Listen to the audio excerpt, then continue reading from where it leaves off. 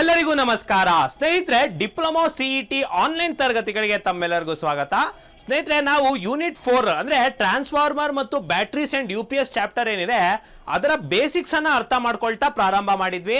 So ಕಳೆದ class ನಲ್ಲಿ ನಿಮಗೆ ಕಂಡಕ್ಟಿಂಗ್ ಮೆಟೀರಿಯಲ್ಸ್ ಯಾವ್ದು ಇರ್ತವೆ, ಅದರಲ್ಲೂ ಪ್ರಮುಖವಾಗಿ ಕಾಪರ್ ಅಂದ್ರೆ ಏನು, ಹಾಗೆ ಅಲ್ಯೂಮಿನಿಯಂ ಎಲ್ಲಿಗೆ ಯೂಸ್ ಮಾಡ್ತೀವಿ, ಕಾರ್ಬನ್ ಅನ್ನ ಎಲ್ಲಿಗೆ ಯೂಸ್ ಮಾಡ್ತೀವಿ ಅಂತ ಕಲ್ತಿದ್ವಿ.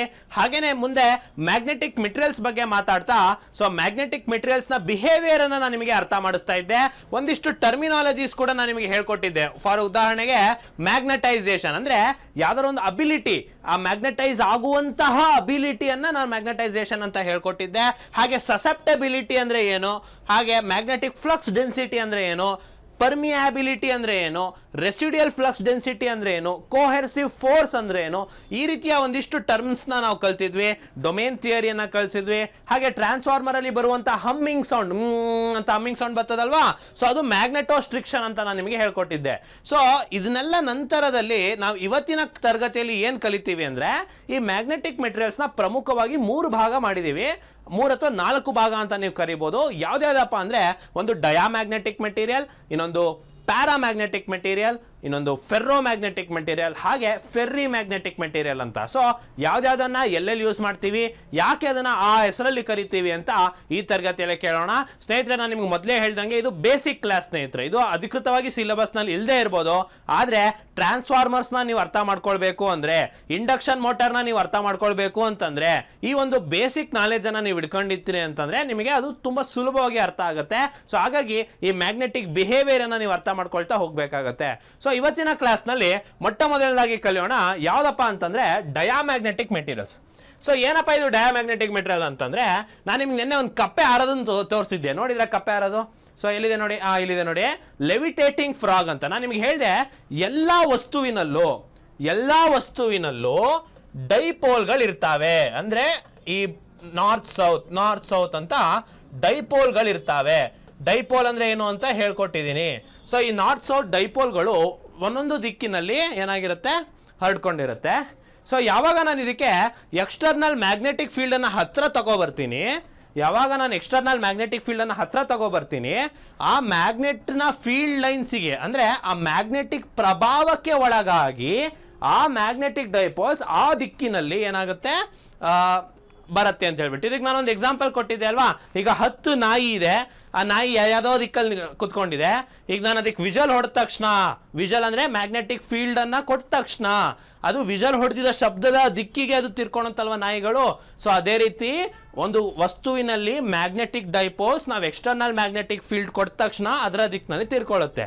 ಸರ್ ಎಲ್ಲದು ಹಿಂಗೆ ಆಗುತ್ತಲ್ವ ಸರ್, ಅದ್ರಲ್ಲಿ ಏನಕ್ಕೆ ಇವಾಗ ವಿಭಜನೆ ಅಂತ ಕೇಳೋದಾದ್ರೆ, ಡಯಾಮ್ಯಾಗ್ನೆಟಿಕ್ ಅಂದ್ರೆ ಏನು ಅಂತಂದ್ರೆ, ಸೊ ಇದನ್ನ ನೀವು ಅರ್ಥ ಮಾಡ್ಕೊಳ್ಳಿ.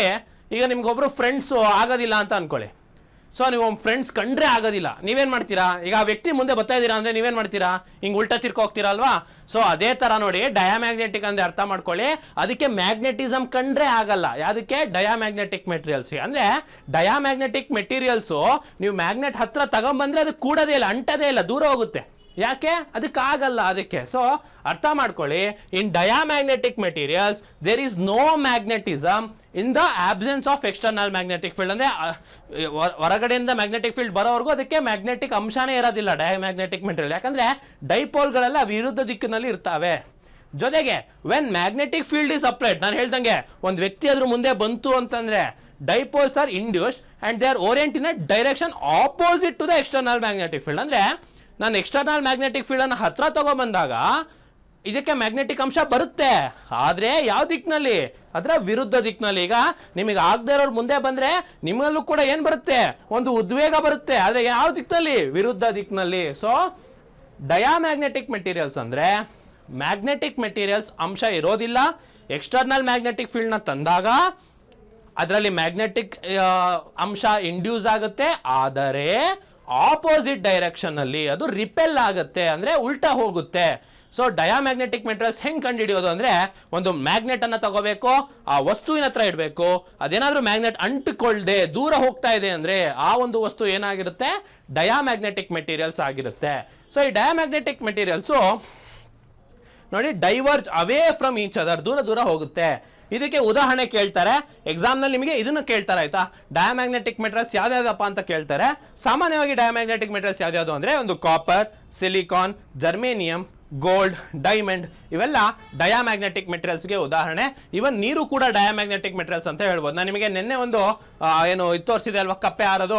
ಏನು ಅಂತಂದ್ರೆ ಒಂದು ಬೈಕರ್ನಲ್ಲಿ ನೀರಿಟ್ಬಿಟ್ಟು, ನೀರಿನಲ್ಲಿ ಕಪ್ಪೆ ಇಟ್ಬಿಟ್ಟು ಕೆಳಗಡೆಯಿಂದ ನಾವು ಮ್ಯಾಗ್ನೆಟಿಕ್ ಫೀಲ್ಡ್ ಅನ್ನ ಕೊಟ್ಟಾಗ ಆಗ ಏನಾಗುತ್ತೆ, ಆ ಕಪ್ಪೆ ಉಲ್ಟಾ ದಿಕ್ಕಿನಲ್ಲಿ ಹಾರುತ್ತೆ, ಲೆವಿಟೇಟ್ ಆಗುತ್ತೆ. ಸೊ ಡಯಾಮ್ಯಾಗ್ನೆಟಿಕ್ ಮೆಟೀರಿಯಲ್ಗೆ ಇದೊಂದು ಒಳ್ಳೆ ಉದಾಹರಣೆ, ನೀರು ಕೂಡ. ಸೊ ಸ್ನೇಹಿತರೆ, ಇವೆಲ್ಲ ನಾವು ಡಯಾಮ್ಯಾಗ್ನೆಟಿಕ್ ಮೆಟೀರಿಯಲ್ಸ್ ಅಂತ ಕಲ್ತ್ವಿ. ಈಗ ನೋಡಿ, ಇನ್ನೊಂದು ಒಳ್ಳೆ ಚಿತ್ರ ಇದೆ ನೋಡಿ ನಿಮಗೆ ಅರ್ಥ ಮಾಡಿಸ್ಲಿಕ್ಕೆ. ಒಂದು ಯಾವುದೇ ಡಯಾಮ್ಯಾಗ್ನೆಟ್ನಲ್ಲಿ ನಾವು ಮ್ಯಾಗ್ನೆಟಿಕ್ ಫೀಲ್ಡ್ ಈ ಕಡೆಯಿಂದ ಕೊಡ್ತಾ ಇದೀವಲ್ವಾ, ಇದು ಅಟ್ರಾಕ್ಟ್ ಆಗ್ತಿಲ್ಲ ನೋಡಿ. ಮ್ಯಾಗ್ನೆಟಿಕ್ ಡೈಪೋಲ್ಸ್ನೆಲ್ಲ ವಿರುದ್ಧ ದಿಕ್ಕಿನಲ್ಲಿ ಹೋಗ್ತಾ ಇದ್ದಾವೆ. ಸೊ ಇದು ಡಯಾಮ್ಯಾಗ್ನೆಟಿಕ್ಗೆ ಉದಾಹರಣೆ. ಈಗ ಎರಡನೇ ರೀತಿಯ ಒಂದು ವಸ್ತು, ಮ್ಯಾಗ್ನೆಟಿಕ್ ವಸ್ತು ಯಾವುದಪ್ಪ ಅಂತಂದ್ರೆ paramagnetic materials. So paramagnetic materials ಯಾವುದಪ್ಪ ಅಂತಂದ್ರೆ ಇದರಲ್ಲಿ ಮ್ಯಾಗ್ನೆಟಿಕ್ ಅಂಶ ಇರುತ್ತೆ. ಸ್ಪಿನ್ ಕಾರಣದಿಂದ, ಆ ಎಲೆಕ್ಟ್ರಾನ್ ಸ್ಪಿನ್ ಆಗೋ ಕಾರಣದಿಂದ ಆಲ್ರೆಡಿ ಅದರಲ್ಲಿ ಮ್ಯಾಗ್ನೆಟಿಕ್ ಅಂಶ ಇರುತ್ತೆ. ಅದು ಆದ್ರೆ ತೋರಿಸ್ಕೊಳ್ತಾ ಇರಲ್ಲ. ಇದರೊಳಗೆ ಯಾವ ತರ ಅಂತಂದ್ರೆ ಒಂದು ಫ್ರೆಂಡ್ ತರ ಅನ್ಕೊಳ್ಳಿ. ಆ ಫ್ರೆಂಡ್ ಈಗ ಆಫೀಸ್ನಲ್ಲಿ ಬಾಸ್ ಇಲ್ಲಪ್ಪ, ಎಲ್ಲರೂ ಏನ್ ಮಾಡ್ತಾರೆ, ಸಿಬ್ಬಂದಿ ಆರಾಮಾಗಿರ್ತಾರಲ್ವ. ಈಗ ಬಾಸ್ ಬಂದ್ರೆ ಏನ್ ಮಾಡ್ತಾರೆ, ಕೆಲಸ ಮಾಡ್ತಾರಲ್ವ. ಅಥವಾ ಕ್ಲಾಸ್ನಲ್ಲಿ ಟೀಚರ್ ಇರಲ್ಲ, ಹುಡುಗರೆಲ್ಲ ಗಲಾಟೆ ಮಾಡ್ತಾರೆ. ಟೀಚರ್ ಬರ್ತಾರೆ, ಅವಾಗ ಕ್ಲಾಸ್ನಲ್ಲಿ ಸೈಲೆಂಟ್ ಆಗಿರ್ತಾರಲ್ವಾ. ಸೊ ಅದೇ ರೀತಿ ಪ್ಯಾರಾಮ್ಯಾಗ್ನೆಟಿಕ್ ಏನು ಅಂದ್ರೆ ಇದಕ್ಕೆ ಮ್ಯಾಗ್ನೆಟಿಕ್ ಅಂಶ ಇರುತ್ತೆ, ಆದ್ರೆ ಯಾವಾಗ ಎಕ್ಸ್ಟರ್ನಲ್ ಮ್ಯಾಗ್ನೆಟಿಕ್ ಫೀಲ್ಡ್ ಇದ್ರೆ ಮಾತ್ರ. ಸೊ ಪ್ಯಾರಾಮ್ಯಾಗ್ನೆಟಿಕ್ ಅಂದ್ರೆ ಅರ್ಥ ಮಾಡ್ಕೊಳ್ಳಿ, ಯಾವಾಗ ಎಕ್ಸ್ಟರ್ನಲ್ ಮ್ಯಾಗ್ನೆಟಿಕ್ ಫೀಲ್ಡ್ ಇರುತ್ತೋ ಅವಾಗೆಲ್ಲ ಇದು ಮ್ಯಾಗ್ನೆಟಿಕ್ ಮೆಟೀರಿಯಲ್ ತರ ವರ್ಕ್ ಮಾಡುತ್ತೆ. ಸೊ ಇದನ್ನ ಪ್ಯಾರಾಮ್ಯಾಗ್ನೆಟಿಕ್ ಅಂತ ಕರಿತೀವಿ. ಅಕಸ್ಮಾತ್ ರಿಪೆಲ್ ಆಗ್ತಾ ಇತ್ತು, ದೂರ ಹೋಗ್ತಿತ್ತು ಅಂದ್ರೆ ಇದು ಡಯಾಮ್ಯಾಗ್ನೆಟಿಕ್ ಆಗಿರುತ್ತೆ. ಅಥವಾ ಇದ್ರೂ ಅವಾಗ ಮಾತ್ರ ಮ್ಯಾಗ್ನೆಟಿಕ್ ಅಂಶ ತೋರಿಸ್ತಾ ಇತ್ತು ಅಂದ್ರೆ ಅದು ಪ್ಯಾರಾಮ್ಯಾಗ್ನೆಟ್ ಆಗಿರುತ್ತೆ. So dipoles are randomly oriented, but when magnetic field is applied, such dipoles align parallel to the external magnetic field. ಅಂದ್ರೆ ಅದು ಯಾವ ತರ ಅಲೈನ್ ಆಗುತ್ತೆ, ಪ್ಯಾರಲಲ್ ಟು ಎಕ್ಸ್ಟರ್ನಲ್ ಮ್ಯಾಗ್ನೆಟಿಕ್ ಫೀಲ್ಡ್ಗೆ ಅಲೈನ್ ಆಗುತ್ತೆ. ಸೊ ಇದಕ್ಕೆ ಉದಾಹರಣೆ ಯಾವುದಪ್ಪ ಅಂತಂದ್ರೆ potassium, oxygen, tungsten, rare earth materials, ಇವೆಲ್ಲ ಪ್ಯಾರಾಮ್ಯಾಗ್ನೆಟಿಕ್ಗೆ ಉದಾಹರಣೆ. ಸೊ ಸ್ನೇಹಿತರೆ, ಎರಡು ರೀತಿಯ ಅಂಶಗಳನ್ನ ಕಲ್ತ್ವಿ. ಮ್ಯಾಗ್ನೆಟಿಕ್ ವಸ್ತುಗಳ ಬಗ್ಗೆ ಅರ್ಥ ಮಾಡ್ಕೋತಾ ಇದ್ದೀವಿ. ಸೊ ಎಲ್ಲ ವಸ್ತುವಿನಲ್ಲೂ ಡೈಪೋಲ್ಗಳು ಇರ್ತವೆ. ಅಂದರೆ ಎಲ್ಲ ವಸ್ತುವಿನಲ್ಲೂ ಕೂಡ ತನ್ನದೇ ಆದ ಒಂದು ಮ್ಯಾಗ್ನೆಟಿಕ್ ಡೈಪೋಲ್ಸ್ ಇರ್ತವೆ. ಅವು ಸಾಮಾನ್ಯವಾಗಿ ಅದಕ್ಕೆ ಪ್ರಭಾವ ಕಮ್ಮಿ ಇರುತ್ತೆ, ಮ್ಯಾಗ್ನೆಟಿಕ್ ಫೀಲ್ಡ್ ಲೈನ್ಸ್ ಕಮ್ಮಿ ಇರುತ್ತೆ. ಸೊ ನಾವು ಹೊರಗಡೆಯಿಂದ ಎಕ್ಸ್ಟರ್ನಲ್ ಮ್ಯಾಗ್ನೆಟಿಕ್ ಫೀಲ್ಡ್ ಯಾವುದೋ ಹೊರಗಿಂದ ಪ್ರಭಾವವನ್ನು ತಂದಾಗ ಮಾತ್ರ ಆ ಮ್ಯಾಗ್ನೆಟಿಕ್ ಡೈಪೋಲ್ಸ್ ಅಂಶವನ್ನು ತಗೊಳ್ಳುತ್ತೆ. ಅದನ್ನೇ ಮ್ಯಾಗ್ನೆಟೈಸೇಷನ್ ಪ್ರೋಸೆಸ್ ಅಂತ ಹೇಳಿದ್ದೆ. ಸೊ ಇದರ ಆಧಾರದ ಮೇಲೆ ಅದು ರಿಪೆಲ್ ಮಾಡಿದ್ರೆ ಅದು ಡಯಾಮ್ಯಾಗ್ನೆಟಿಕ್, ಅದು ಬಂದಾಗ ಮಾತ್ರ ಅದು ಮ್ಯಾಗ್ನೆಟ್ ಥರ ಬಿಹೇವ್ ಮಾಡಿದ್ರೆ ಅದು ಪ್ಯಾರಾಮ್ಯಾಗ್ನೆಟಿಕ್. ಬಟ್ ಇವೆರಡನ್ನೂ ಕೂಡ ನಾವು ಮಷೀನ್ಸ್ನಲ್ಲಿ ಬಳಸೋದಿಲ್ಲ. ಮೋಟ್ರ್ಗಳಲ್ಲಿ, ಟ್ರಾನ್ಸ್ಫಾರ್ಮರ್ಗಳಲ್ಲಿ ಬಳಸುವಂಥ ಕೋರ್ಗಳನ್ನು ಮಾಡಲಿಕ್ಕೆ ಬಳಸುವಂಥದ್ದು ಯಾವುದು ಅಂತಂದರೆ ಅದು ಫೆರ್ರೋ ಮ್ಯಾಗ್ನೆಟ್. ಬಟ್ ಇಲ್ಲಿ ಪ್ಯಾರಾಮ್ಯಾಗ್ನೆಟಿಕ್ ಒಂದು ಚಿತ್ರ ಕೊಟ್ಟಿದ್ದೀನಿ ನೋಡಿ. ವೀಕ್ಲಿ ಅಟ್ರಾಕ್ಟೆಡ್, ಸ್ವಲ್ಪ ಕಡಿಮೆ ಅಟ್ರಾಕ್ಷನ್ ಆಗುತ್ತೆ. Magnetise parallel to the external field. So ನಿಮಗೆ ಪರೀಕ್ಷೆಯಲ್ಲಿ ಕೇಳಬೇಕಾದ್ರೆ ಯಾವ type of magnetic materials will magnetise parallel to the external magnetic field ಅಂತ ಕೇಳಿದ್ರೆ ಅದು ಪ್ಯಾರಾಮ್ಯಾಗ್ನೆಟಿಕ್.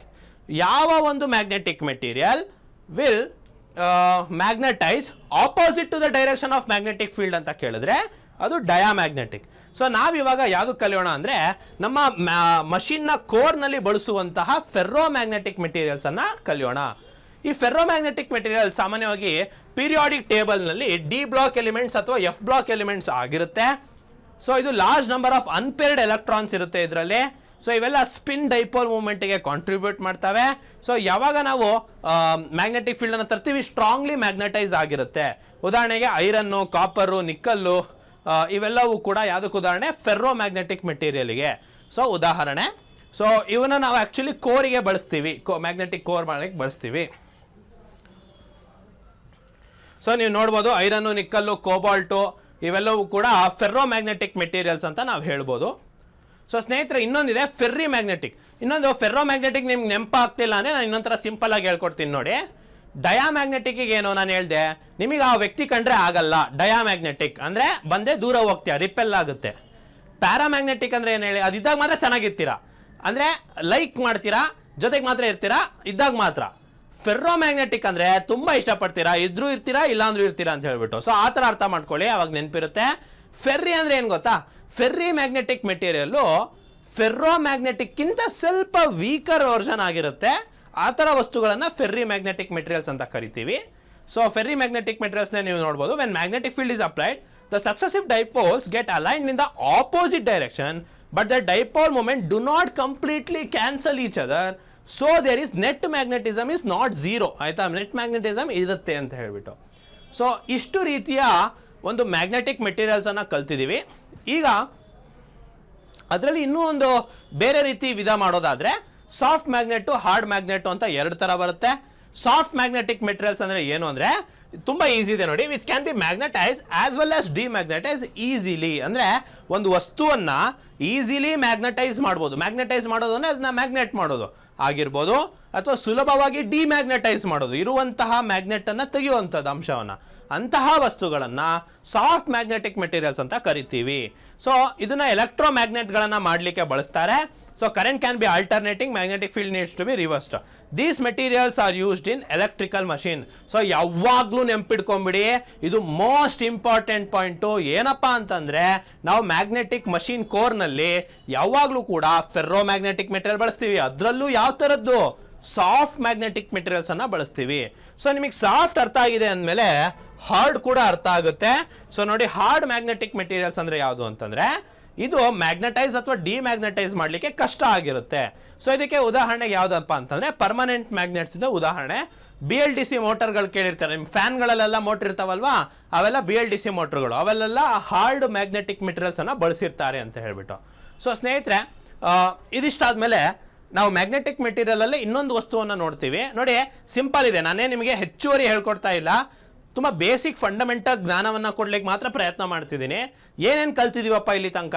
ಕಂಡಕ್ಟಿಂಗ್ ಮೆಟೀರಿಯಲ್ ಅಂದರೆ ಕರೆಂಟನ್ನು ಕ್ಯಾರಿ ಮಾಡುವಂಥ ವಸ್ತುಗಳು. ಅದರಲ್ಲಿ 3 ಥರ ಇದೆ, ಕಾಪರು, ಅಲ್ಯೂಮಿನಿಯಮು ಮತ್ತು ಕಾರ್ಬನ್ನು, 3 ಥರ ಕಲ್ತ್ವಿ. ಆಮೇಲೆ ಮ್ಯಾಗ್ನೆಟಿಕ್ ಮೆಟೀರಿಯಲ್ಸಿಗೆ ಬಂದೆ. ಮ್ಯಾಗ್ನೆಟಿಕ್ ಮೆಟೀರಿಯಲ್ಸಲ್ಲಿ ಒಂದಿಷ್ಟು ಟರ್ಮ್ಸ್ನ ಕಲ್ತಿದ್ದೀವಿ. ಅದಾದಮೇಲೆ paramagnetic, diamagnetic, ferro magnetic, ferri magnetic, soft magnetic, hard magnetic ಅಂತ ಟೈಪ್ಸ್ನ ಕಲ್ತಿದ್ದೀವಿ. ಈಗ ಅದರಲ್ಲೇ ಇನ್ನೊಂದು ಥರದ್ದು ಮ್ಯಾಗ್ನೆಟಿಕ್ ಮೆಟೀರಿಯಲ್ ಯಾವುದಪ್ಪ ಅಂದರೆ ಶೀಟ್ ಸ್ಟೀಲ್ ಅಂತ ಕರಿತೀವಿ. ಈ ಶೀಟ್ ಸ್ಟೀಲ್ ಅಥವಾ ನಾನ್ ಓರಿಯೆಂಟೆಡ್ ಶೀಟ್ ಅಂತ ಕರಿತೀವಲ್ವಾ, ಇದನ್ನು ನಾವು ಟ್ರಾನ್ಸ್ಫಾರ್ಮರ್ ಗ್ರೇಡೆಡ್ ಶೀಟ್ ಅಂತ ಕೂಡ ಕರಿತೀವಿ. ಯಾಕಂದರೆ ಟ್ರಾನ್ಸ್ಫಾರ್ಮರ್ಗಳಲ್ಲಿ ಬಳಸುವಂಥ ಶೀಟ್ಗಳಂತೆ. ಸೊ ಇದು ಅರ್ಲಿ ಡೇಸ್ ಆಫ್ ಟ್ರಾನ್ಸ್ಫಾರ್ಮರ್, ಅಂದರೆ ಮುಂಚೆ ಟ್ರಾನ್ಸ್ಫಾರ್ಮರ್ಗಳಲ್ಲಿ ಇದನ್ನು ಬಳಸ್ತಾ ಇದ್ರಂತೆ. ಇದಕ್ಕೆ ಸ್ಮಾಲ್ ಅಮೌಂಟ್ ಆಫ್ ಕಾರ್ಬನನ್ನು ಮಿಶ್ರಣ ಮಾಡಿ ಈ ಒಂದು ಶೀಟ್ಗಳನ್ನು ಟ್ರಾನ್ಸ್ಫಾರ್ಮರ್ಗಳಲ್ಲಿ ಬಳಸ್ತಾ ಇದ್ರಂತೆ. ಬಟ್ ಏನಾಗ್ತಾ ಇತ್ತು, ಓವರ್ ದ ಇಯರ್ಸ್ ಏಜ್ ಆಗ್ತಾ ಟ್ರಾನ್ಸ್ಫಾರ್ಮರ್ಗಳು ಎಫಿಷಿಯನ್ಸಿಯನ್ನು ಕಳ್ಕೊಳ್ತಾ ಬಂದವು. ಸೊ ಹಾಗಾಗಿ ಇವಾಗ ಪ್ರಸ್ತುತವಾಗಿ ಈ ಒಂದು ಏನು ಟ್ರಾನ್ಸ್ಫಾರ್ಮರ್ ಗ್ರೇಡೆಡ್ ಸ್ಟೀಲ್ ಇದೆ, ಶೀಟ್ ಸ್ಟೀಲ್ ಇದೆ, ಇದಕ್ಕೆ ಕಾರ್ಬನನ್ನು ಮಿಶ್ರಣ ಮಾಡಲ್ಲ. ಹಾಗಾದರೆ ಏನನ್ನು ಮಿಶ್ರಣ ಮಾಡ್ತೀವಿ ಸರ್ ಅಂತಂದರೆ ಸಿಲಿಕಾನ್ ಅಂಶವನ್ನು ಮಿಶ್ರಣ ಮಾಡ್ತೀವಿ.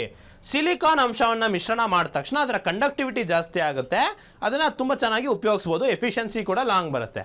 ನೀವು ಯೋಚನೆ ಮಾಡ್ಬೋದಲ್ವಾ ಇವಾಗ, ಸರ್ ಸಿಲಿಕಾನನ್ನು ಸ್ಟೀಲಿಗೆ ಮಿಶ್ರಣ ಮಾಡೋದ್ರಿಂದ ತುಂಬ ಬಾಳಿಕೆ ಬರುತ್ತೆ ಅಂತ ಹೇಳಿದ್ರೆ, ನಾವೀಗ ಕಾಫಿ ಪುಡಿ 70% ಕಾಫಿ 30% ಚಿಕ್ಕೋರಿ, 50% ಕಾಫಿ 50% ಚಿಕ್ಕೋರಿ, ಸರ್ ಟೇಸ್ಟ್ ಚೆನ್ನಾಗಿ ಬರುತ್ತೆ ಅಂತ ಹೇಳ್ಬಿಟ್ಟು ಅರ್ಧ ಥರ ಮಿಶ್ರಣ ಮಾಡಬಾರ್ದು. ಇಲ್ಲಿ ಕೂಡ ಸಿಲಿಕಾನ್ನ ಹಾಕಿದ್ರೆ ಚೆನ್ನಾಗಿ ಕಂಡಕ್ಟಿವಿಟಿ ಆಗುತ್ತೆ ಅಂತ ನಾನು ನಿಮಗೆ ಹೇಳಿದ್ದೀನಿ.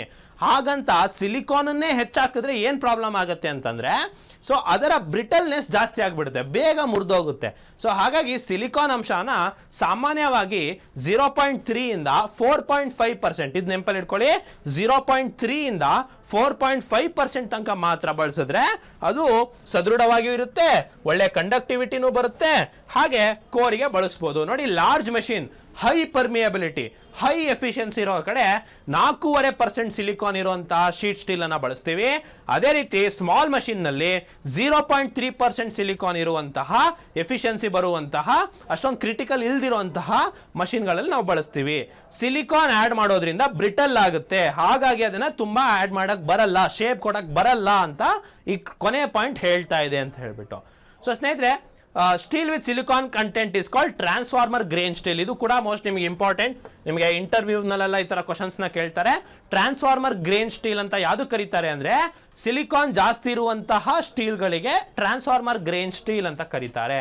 Electrical sheet can be manufactured by hot rolling or cold rolling. ಶೀಟನ್ನು ಹೇಗೆ ಮ್ಯಾನುಫ್ಯಾಕ್ಚರ್ ಮಾಡ್ತಾರೆ ಅಂದರೆ, ನೀವು ಯಾರಾದರೂ ಒಂದ್ಸರಿ ಇಂಡಸ್ಟ್ರಿಗೆ ವಿಸಿಟ್ ಮಾಡಿದ್ರೆ ನೋಡಿರ್ತೀರಾ, ಅಲ್ಲಿ ರೋಲಿಂಗ್ ಅಂತ ಒಂದು ಪ್ರೋಸೆಸ್ ನಡೆಯುತ್ತೆ. ಅದನ್ನು ಹಾಟ್ ರೋಲಿಂಗ್ ಆದರೂ ಮಾಡ್ಬೋದು, ಕೋಲ್ಡ್ ರೋಲಿಂಗ್ ಆದರೂ ಮಾಡ್ಬೋದು. ಆ ರೀತಿ ಮಾಡಿ ಶೀಟ್ಗಳನ್ನು ಮಾಡ್ತಾರೆ. ಸೊ ಸ್ನೇಹಿತರೆ, ನಾವು ಇಲ್ಲಿವರೆಗೂ ಕ್ಲಾಸ್ನಲ್ಲಿ ಕಂಡಕ್ಟಿಂಗ್ ಮೆಟೀರಿಯಲ್ಸ್, ಮ್ಯಾಗ್ನೆಟಿಕ್ ಮೆಟೀರಿಯಲ್ಸ್ಗೆ ಸಂಬಂಧಪಟ್ಟಂಥ ಟರ್ಮ್ಸ್ನ ಕಲ್ತಿದ್ದೀವಿ.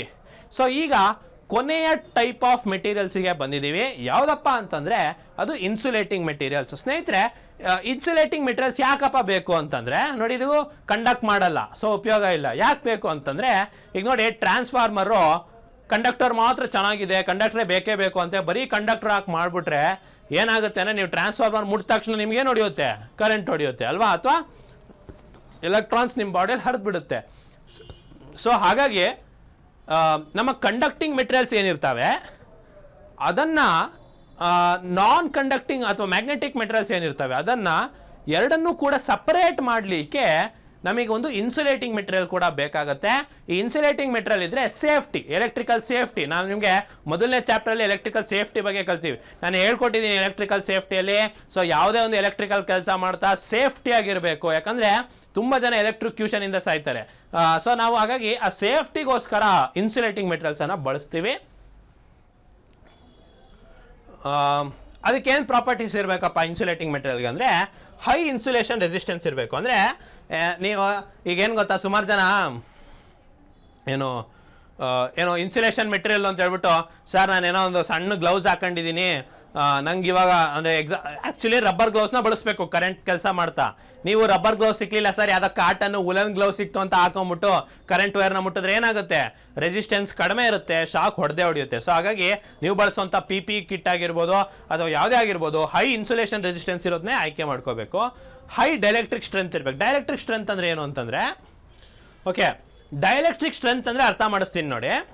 ಯಾವುದೇ ಒಂದು ವಸ್ತುವಿನಲ್ಲಿ ಪಾಸಿಟಿವ್ ಚಾರ್ಜ್ ಮತ್ತು ನೆಗೆಟಿವ್ ಚಾರ್ಜ್ ಇರಬೇಕಾದ್ರೆ ಇದು ಏನಾಗುತ್ತೆ, ಒಂದು ಸರ್ಟನ್ ಎಕ್ಸ್ಟರ್ನಲ್ ಎಲೆಕ್ಟ್ರಿಕ್ ಫೀಲ್ಡಿಗೆ ಬ್ರೇಕ್ ಆಗುತ್ತೆ. ಇದನ್ನು ಡೈಎಲೆಕ್ಟ್ರಿಕ್ ಬ್ರೇಕ್ ಡೌನ್ ಅಂತ ಕರಿತೀವಿ.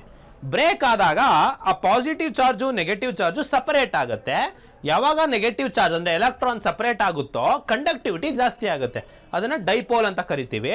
ಈ ಎಲೆಕ್ಟ್ರಿಕಲ್ ಡೈಪೋಲನ್ನು ಬ್ರೇಕ್ ಡೌನ್ ಮಾಡುತ್ತಲ್ವಾ, ಆ ಪರ್ಟಿಕ್ಯುಲರ್ ಎಲೆಕ್ಟ್ರಿಕ್ ಫೀಲ್ಡ್ ಎಷ್ಟು ಬಳಸಿದೀವಿ ಅಲ್ವಾ, ಅದನ್ನು ಎಲೆಕ್ಟ್ರಿಕಲ್ ಡೈಎಲೆಕ್ಟ್ರಿಕ್ ಸ್ಟ್ರೆಂತ್ ಅಂತ ಕರಿತೀವಿ. ಸೊ ಈ ಹೈ ಡೈಎಲೆಕ್ಟ್ರಿಕ್ ಸ್ಟ್ರೆಂತ್ ಇರಬೇಕು, ಅಂದರೆ ಅತಿ ಹೆಚ್ಚಾಗಿ ಸುಲಭವಾಗಿ ಬ್ರೇಕ್ ಡೌನ್ ಆಗಬಾರ್ದು ಅನ್ನೋದು ಇದು ಅರ್ಥ ಹೇಳುತ್ತೆ. ಲೋ ಡೈಎಲೆಕ್ಟ್ರಿಕ್ ಹಿಸ್ಟರೀಸ್ ಲಾಸಸ್ ಕಡಿಮೆ ಇರಬೇಕು. ಇದ್ರ ಬಗ್ಗೆ ಹೆಚ್ಚುವರಿ ಟ್ರಾನ್ಸ್ಫಾರ್ಮರ್ ಓದ್ತಾ ತಿಳ್ಕೊಳ್ಳೋಣ. ಗುಡ್ ಥರ್ಮಲ್ ಕಂಡಕ್ಟಿವ್ ಇರಬೇಕು, ಹೀಟಿಗೆಲ್ಲ ಹೋಗ್ಬಿಡಬಾರ್ದು. ಗುಡ್ ಥರ್ಮಲ್ ಸ್ಟೆಬಿಲಿಟಿ ಇರಬೇಕು, ಹಾಗೆ ಹೈಡ್ರೋಸ್ಕೋಪಿಕ್ ಆಗಿರಬೇಕು, ಜೊತೆಗೆ ಫ್ರೀ ಫ್ರಮ್ ಕರೋಜನ್, ಅಗೇನ್ ಇದು ಕೊರೆದ್ಬಿಟ್ಟು ಹಾಳಾಗಬಾರ್ದು. ಸೊ ಈ ಥರದೆಲ್ಲ ಇನ್ಸುಲೇಷನ್ ಮೆಟೀರಿಯಲ್ಸ್ ಇರಬೇಕು ಅಂತ ಹೇಳ್ಬಿಟ್ಟು. ಸೊ ಸ್ನೇಹಿತರೆ, ಓವರ್ ಆಲ್ ಆಗಿ ನಾನು ಇಷ್ಟಂಕ ಮಾಡಿರೋ ಕ್ಲಾಸ್ನ ಜಿಸ್ಟ್ನ ನಾನು ನಿಮಗೆ ಒಂದೇ ಸೆಕೆಂಡ್ನಲ್ಲಿ ಹೇಳ್ತೀನಿ ನೋಡಿ. ಕಂಡಕ್ಟಿಂಗ್ ಮೆಟೀರಿಯಲ್ ಕಾಪರನ್ನು ವೈಂಡಿಂಗ್ಸಿಗೆ, ವೈರ್ಗಳಿಗೆ ಬಳಸ್ತೀವಿ. ಅಲ್ಯೂಮಿನಿಯಮನ್ನು ಟ್ರಾನ್ಸ್ಫಾರ್ಮರ್ ಟ್ಯಾಂಕ್ ಮಾಡ್ಲಿಕ್ಕೆ ಬಳಸ್ತೀವಿ. ಕಾರ್ಬನನ್ನು ಬ್ರಷಸ್ ಮಾಡಲಿಕ್ಕೆ ಬಳಸ್ತೀವಿ. ಹಾಗೆ ಮ್ಯಾಗ್ನೆಟಿಕ್ ಮೆಟೀರಿಯಲಲ್ಲಿ ಫೆರ್ರೋ ಮ್ಯಾಗ್ನೆಟಿಕ್ ಮತ್ತು ಸಾಫ್ಟ್ ಮ್ಯಾಗ್ನೆಟಿಕ್ ಮೆಟೀರಿಯಲ್ಸ್ ಏನಿದಾವೆ ಅದನ್ನ ಮಷಿನ್ ಕೋರ್ ತಯಾರು ಮಾಡಲಿಕ್ಕೆ ಬಳಸ್ತೀವಿ. ಫೆರ್ರಿ ಮ್ಯಾಗ್ನೆಟ್ನ ಹೈ ಫ್ರೀಕ್ವೆನ್ಸಿ ಟ್ರಾನ್ಸ್ಫಾರ್ಮರ್ ಮಾಡಲಿಕ್ಕೆ ಬಳಸ್ತೀವಿ. ಇವೆಲ್ಲದಕ್ಕೂ ಕೂಡ ಇನ್ಸುಲೇಷನ್ ಮಾಡಲಿಕ್ಕೆ ಇನ್ಸುಲೇಷನ್ ಮೆಟೀರಿಯಲ್ಸ್ನ ಬಳಸ್ತೀವಿ. ಸೊ ಇದಿಷ್ಟು ಎಲೆಕ್ಟ್ರಿಕಲ್ ಮೆಟೀರಿಯಲ್ಸ್ ಆಗಿತ್ತು ಸ್ನೇಹಿತರೆ. ಸೊ ಎಲೆಕ್ಟ್ರಿಕಲ್ ಮೆಟೀರಿಯಲ್ಸ್ ನಿಮಗೆ ಯಾಕೆ ಹೇಳ್ಕೊಟ್ಟಿದ್ದೀನಿ ಇಷ್ಟು ಅಂತ ಹೇಳಿದ್ರೆ, ಬೇಸಿಕ್ಕಿಂದ ಹೇಳ್ಕೊಟ್ಟಿದ್ದೀನಿ ಅಂದರೆ ನಿಮಗೆ ಟ್ರಾನ್ಸ್ಫಾರ್ಮರ್ ಕನ್ಸ್ಟ್ರಕ್ಷನ್ ಮಾಡಿದಾಗ ಅತ್ಯಂತ ಸುಲಭವಾಗಿ ಅರ್ಥ ಆಗ್ಬಿಡುತ್ತೆ. ನಾನು ನಿಮಗೆ ಮತ್ತೆ ಹೇಳೋದು ಬೇಡ. ಅಂದರೆ ನಾನು ನೋಡಿ ಒಂದು ವೈಂಡಿಂಗ್ಸ್ ಹಾಕ್ತೀನಿ ಅಂದ ತಕ್ಷಣ ನಿಮಗೆ ಅರ್ಥ ಆಗ್ಬಿಡುತ್ತೆ ಕಾಪರ್ ವೈಂಡಿಂಗ್ಸೇ ಹಾಕ್ತಾ ಇದ್ದೀನಿ ಅಂತ. ಅದರಲ್ಲೂ ಯಾಕೆ ಕಾಪರೇ ಯಾಕೆ ಹಾಕ್ತಾ ಇದ್ದೀನಿ, ಅದರ ಕಂಡಕ್ಟಿವಿಟಿ ಎಷ್ಟಿದೆ, ಯಾಕೆ ಗೋಲ್ಡ್ ಬಳಸ್ತಿಲ್ಲ, ಯಾಕೆ ಸಿಲ್ವರ್ ಬಳಸ್ತಿಲ್ಲ, ಯಾಕೆ ಅಲ್ಯೂಮಿನಿಯಂ ಬಳಸ್ತಾ ಇಲ್ಲ, ಯಾಕೆ ಕಾಪರ್ ವೈಂಡಿಂಗ್ಸೇ ಆಗ್ತಾ ಇದ್ದೀನಿ, ಸೊ ಅದರ ರೆಸಿಸ್ಟಿವಿಟಿ ಎಷ್ಟಿದೆ, ಕಂಡಕ್ಟಿವಿಟಿ ಎಷ್ಟಿದೆ, ಪ್ರತಿಯೊಂದು ಮಾಹಿತಿ ನಿಮಗೆ ಗೊತ್ತಾಗ್ಬಿಡುತ್ತೆ ಈ ಬೇಸಿಕ್ ಅರ್ಥ ಆಗಿತ್ತು ಅಂತಂದರೆ. ಸೊ ಈ ಬೇಸಿಕ್ ಅರ್ಥ ಆಗಿದೆ. ಸೊ ಈಗ ನಾವು ಯಾವಾಗ ಈ ಬೇಸಿಕ್ ಮೆಟೀರಿಯಲ್ಸ್ ಸೆಕ್ಷನನ್ನು ಪಾಸ್ ಮಾಡಿದ್ದೀವಿ, ವರ್ಕಿಂಗ್ ಆಫ್ ಅ ಟ್ರಾನ್ಸ್ಫಾರ್ಮರ್ನ ಅರ್ಥ ಮಾಡ್ಕೊಳ್ಳೋಕ್ಕೆ ನಾವು ಈ ಎಲೆಕ್ಟ್ರೋಮ್ಯಾಗ್ನೆಟಿಸಮ್ನ ಲಾಸ್ನ ಅರ್ಥ ಮಾಡ್ಕೊಳ್ಬೇಕಾಗತ್ತೆ ಸ್ನೇಹಿತರೆ. ಸೊ ಲಾಸ್ ಏನೇನು ಬರ್ತಾವಪ್ಪ ಅಂತ ಹೇಳೋದಾದರೆ, ಸೊ ಸುಮಾರು 4-5 ಲಾಸ್ ಇದ್ದಾವೆ. ಅದರಲ್ಲಿ ಫ್ಯಾರಡೇಸ್ ಲಾಸ್ ತುಂಬ ಪ್ರಮುಖ ಇದೆ. ಸೊ ನಾನು ನಿಮಗೆ ತುಂಬ ಗಿರೇವೇಷನ್ ಎಲ್ಲ ಮಾಡಿಸಲ್ಲ, ತುಂಬ ಸಿಂಪಲ್ ಆಗಿ ಅದರ ಅರ್ಥವನ್ನು ಹೇಳ್ತಾ ಅದರ ಈಕ್ವೇಷನನ್ನು ಹೇಳ್ತಾ ಹೋಗ್ತೀನಿ. ಸೊ ನಿಮಗೇನು ಲೆಕ್ಕಗಳಿರೋದಿಲ್ಲ ಈ ಫಾರ್ಮುಲಾಸ್ ಬೇಸಿಸ್ ಮೇಲೆ. ಅಂದರೆ ನೀವೇನಾದ್ರು ಮುಂದಿನ ದಿನಗಳಲ್ಲಿ ಗೇಟ್ ಎಕ್ಸಾಮ್ ಬರೀತೀರಾ ಅಥವಾ engineering exams, AE JE exams ಬರೀತೀರಾ ಅಂತಂದರೆ ಅಲ್ಲಿ ಇದು ಉಪಯೋಗಕ್ಕೆ ಬರುತ್ತೆ. ಬಟ್ ಇಲ್ಲಿಗೆ ನಾನು ನಿಮಗೆ ಬರೀ ಕಾನ್ಸೆಪ್ಟ್ ಓರಿಯೆಂಟೆಡ್ನ ಹೇಳ್ಕೊಡ್ತೀನಿ. ಸೊ ಇವತ್ತಿನ ಕ್ಲಾಸ್ನಲ್ಲಿ ಬೇಸಿಕ್ಸನ್ನು ಮುಗಿಸೋಣ. ಮುಂದಿನ ಕ್ಲಾಸ್ನಲ್ಲಿ ಆ್ಯಕ್ಚುಯಲ್ ಸಿಲೆಬಸ್ನಲ್ಲಿರುವಂತಹ ಟ್ರಾನ್ಸ್ಫಾರ್ಮರ್ನ ಕ್ಲಾಸಸ್ನ ಮಾಡ್ತಾ ಹೋಗೋಣ ಅಂತೆ. ನಾವು ಲಾಸ್ ಆಫ್ ಎಲೆಕ್ಟ್ರೋಮ್ಯಾಗ್ನೆಟಿಸಮ್ ಅನ್ನು ಕಲಿತ್ರೆ ಸೊ ನಮಗೆ ಆ್ಯಕ್ಚುಲ್ ಆಗಿ ಟ್ರಾನ್ಸ್ಫಾರ್ಮರ್ ವರ್ಕಿಂಗ್ ಅರ್ಥ ಆಗ್ಬಿಡುತ್ತೆ. ಎಂಥ ಅದ್ಭುತ ವಸ್ತು ಅಲ್ವಾ ಸ್ನೇಹಿತರೆ ಟ್ರಾನ್ಸ್ಫಾರ್ಮರು. ನೋಡಿ, ಎರಡು ವೈಂಡಿಂಗ್ಸ್ ಇರುತ್ತೆ, ಯಾವುದೇ ಮೂಮೆಂಟ್ ಆಗಲ್ಲ, ಕೇವಲ ವೈರ್ಗಳು ಸ್ನೇಹಿತರೆ. ಆ ಕಾಪರ್ ವೈರ್ ಅಷ್ಟೇ, ಈ ಕಡೆ ಒಂದು ಕಾಪರ್ ವೈರ್ ಇರುತ್ತೆ, ಆ ಕಡೆ ಒಂದು ಕಾಪರ್ ವೈರ್ ಇರುತ್ತೆ. ಬಟ್ ನೋಡಿ, ಅದು ಕರೆಂಟ್ ಪಾಸ್ ಮಾಡಿದಾಗ ಎಂಥ ಅದ್ಭುತ ಸೃಷ್ಟಿ ಆಗುತ್ತೆ ಅಂದರೆ, ಆ ಮ್ಯಾಗ್ನೆಟಿಕ್ ಫೀಲ್ಡ್ ಅನ್ನೋದೊಂದು ಫೀಲ್ಡ್ ಸೃಷ್ಟಿ ಆಗುತ್ತೆ, ಅದರಿಂದ ಕರೆಂಟ್ ಪ್ರೊಡ್ಯೂಸ್ ಆಗುತ್ತೆ. ಸೊ ಎಂಥ ಒಂದು ಅದನ್ನು ವೋಲ್ಟೇಜ್ ಕಮ್ಮಿ ಜಾಸ್ತಿ, ಕರೆಂಟ್ ಕಮ್ಮಿ ಜಾಸ್ತಿ ಮಾಡ್ಬೋದು. ಅದು ಟ್ರಾನ್ಸ್ಫಾರ್ಮರ್ ವರ್ಕಿಂಗ್ ಹೋಗೋಣ. ಬಟ್ ಅದಕ್ಕೂ ಮುಂಚೆ ಯಾವಾಗ ಮ್ಯಾಗ್ನೆಟಿಕ್ ಫೀಲ್ಡ್ ಇಂಡ್ಯೂಸ್ ಆಗುತ್ತಲ್ವಾ, ಆ ಮ್ಯಾಗ್ನೆಟಿಕ್ ಫೀಲ್ಡು ಎಂಥ ಅದ್ಭುತವಾಗಿ ಇಂಡ್ಯೂಸ್ ಆಗುತ್ತೆ ಅಂತಂದರೆ, ಸೊ ಅದಕ್ಕೆ ಸಂಬಂಧಪಟ್ಟಂಥ ಒಂದಿಷ್ಟು ವಿಜ್ಞಾನಿಗಳು ಇದ್ರ ಬಗ್ಗೆ ಒಂದಿಷ್ಟು ಲಾಸ್ಗಳನ್ನು ಮಾಡಿದ್ದಾರೆ. ಸೊ ಅದನ್ನೇ ಕಲಿಯೋಣ. ಇದು ನೀವು ಅರ್ಥ ಮಾಡ್ಕೊಂಡ್ರಿ ಅಂದರೆ, ಈ ಬೇಸಿಕ್ಕನ್ನು ನೀವು ಅರ್ಥ ಮಾಡ್ಕೊಂಡ್ರಿ ಅಂದರೆ ಆ ಟ್ರಾನ್ಸ್ಫಾರ್ಮರ್ನ ನೀವು ಸುಲಭವಾಗಿ ಅರ್ಥ ಮಾಡ್ಕೊಳ್ಬೋದು. ಸೊ ಮೊದಲನೇ ಯಾವ್ದಪ್ಪ ಲಾಸ್ ಅಂತಂದ್ರೆ, ಈಕ್ವೇಶನ್ ನೋಡಿದ ತಕ್ಷಣ ಎದುರ್ಕೊಂಡ್ಬಿಡ್ಬೇಡ್ರಿ, ಇದೇನು ಸರ್ ಇದು ಆವಿದ್ದಂಗಿದೆ ಅಂತಲ್ಲ, ಇದು ಇಂಟಿಗ್ರೇಷನ್ ಸಿಂಬಲ್ ಸ್ನೇಹಿತರೆ. ಹಾಗೆ ಇದು sin 5 ಇದೆ, ಏನೇನೋ ಇದೆ ಸರ್, ಇದೇನೋ ತುಂಬಾ ಟೆನ್ಷನ್ ಆಗ್ತಾ ಇದೆ, ಹಂಗೆಲ್ಲ ಮಾಡಬಾರ್ದು. ಸೊ ತುಂಬಾ ಸಿಂಪಲ್ ಆಗಿ ಹೇಳ್ಕೊಡ್ತೀನಿ, ಅರ್ಥ ಮಾಡ್ಕೊಳ್ಳಿ. ಇದು ಬಯೋಟ್ ಸಾವರ್ಟ್ಸ್ ಲಾ ಅಂತ ಹೇಳ್ಬಿಟ್ಟು. ಸೊ ಬಯೋಟ್ ಸಾವರ್ಟ್ ಅನ್ನೋರು ಏನು ಹೇಳಿದ್ದಾರೆ ಅಂತ ಅಂದ್ರೆ, ಒಂದು ಕರೆಂಟ್ ಕ್ಯಾರಿಯಿಂಗ್ ವಸ್ತುವಿನಲ್ಲಿ ಮ್ಯಾಗ್ನೆಟಿಕ್ ಫೀಲ್ಡ್ ಏನು ಬರುತ್ತಲ್ವಾ, ಅದೆಷ್ಟಿರುತ್ತೆ ಅಂತ ಕ್ಯಾಲ್ಕುಲೇಷನ್ ಮಾಡಲಿಕ್ಕೆ ಒಂದು ಲಾ ಅನ್ನ ಕೊಟ್ಟಿದ್ದಾರೆ. ಸೊ ಮ್ಯಾಗ್ನೆಟಿಕ್ ಫೀಲ್ಡನ್ನು ಹೇಳೋದಕ್ಕಿಂತ ಮುಂಚೆ ಮ್ಯಾಗ್ನೆಟಿಕ್ ಫೀಲ್ಡ್ ಇಂಟೆನ್ಸಿಟಿ ಎಷ್ಟಿರುತ್ತೆ ಅಂತ ಹೇಳ್ಬಿಟ್ಟು ನಾನು ನಿಮಗೆ ಹೇಳ್ತೀನಿ. ನಿಮಗೆ ಅದಕ್ಕೂ ಅರ್ಥ ಆಗ್ತಾ ಇಲ್ಲ ಅಂತಂದರೆ, ಮ್ಯಾಗ್ನೆಟಿಕ್ ಫೀಲ್ಡ್ ಇಂಟೆನ್ಸಿಟಿ ಏನು ಅಂತ ನಾನು ನಿಮಗೆ ಮೊದಲನೇ ತರಗತಿಯಲ್ಲಿ ಹೇಳ್ದಂಗೆ ಅದನ್ನು ಇನ್ನೊಂದ್ಸರಿ ಬೇಕಾದ್ರೆ ನಿಮಗೆ ಡಿರೈವೇಷನನ್ನು ತೋರಿಸ್ತೀನಿ ನೋಡಿ. ಮ್ಯಾಗ್ನೆಟಿಕ್ ಫ್ಲಕ್ಸ್ ಡೆನ್ಸಿಟಿ ಅಥವಾ ಫೀಲ್ಡ್ ಡೆನ್ಸಿಟಿ ಅಂತಂದರೆ closeness of magnetic field lines B into mu H ಅಂತ ನಾನು ನಿಮಗೆ ಹೇಳ್ಕೊಟ್ಟಿದ್ದೆ. ಸೊ ಅದೇ ಫ್ಲಕ್ಸನ್ನು, ಅದೇ ಒಂದು ಮ್ಯಾಗ್ನೆಟಿಕ್ ಫೀಲ್ಡನ್ನು ಏನು ಅದನ್ನು ಕ್ಯಾಲ್ಕುಲೇಷನ್ ಮಾಡಲಿಕ್ಕೆ ಒಂದು ಬಯೋಟ್ ಸಾವರ್ಟ್ಸ್ ಲಾವನ್ನು ಹೇಳ್ಕೊಟ್ಟಿರೋ ಅಂಥದ್ದು.